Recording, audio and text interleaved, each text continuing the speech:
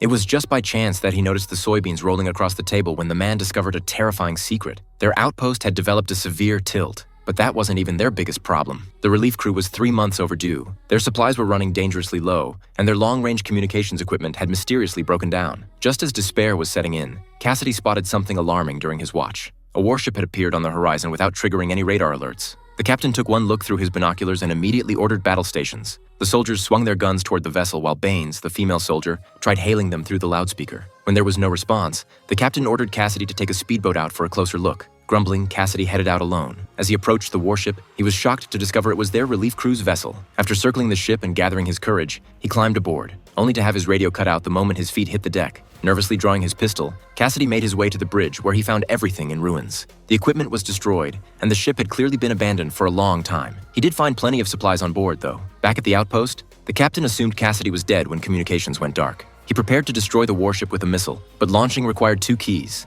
and Baines had the other one. Though reluctant to use such force, she had no choice but to follow orders. The captain armed the missile system and was about to fire when Cassidy's radio suddenly crackled back to life. After hearing it was just an abandoned ship, the captain told Cassidy to tow it back and stood down the missile system. When Baines asked for her key back, the captain refused. Determined to get answers, he boarded the warship himself and discovered something shocking in the ship's navigation logs. Meanwhile, Cassidy and Hendricks managed to get the ship's engines running again. They were thrilled. Finally, they could go home. But the captain pulled his gun on them, warning against any unauthorized departures. The 2 men backed down for the moment, but began plotting their next move in secret. Then the captain surprised them by showing up with Baines. He offered to let the 2 men sail the warship back to headquarters and request a replacement crew, but Baines would have to stay behind to help him run the outpost. It took at least 2 people to keep it operational. Cassidy immediately protested since Baines was his girlfriend. He pulled her aside later, trying to convince her to leave together, but she coldly told him, "I don't love you, Sullivan.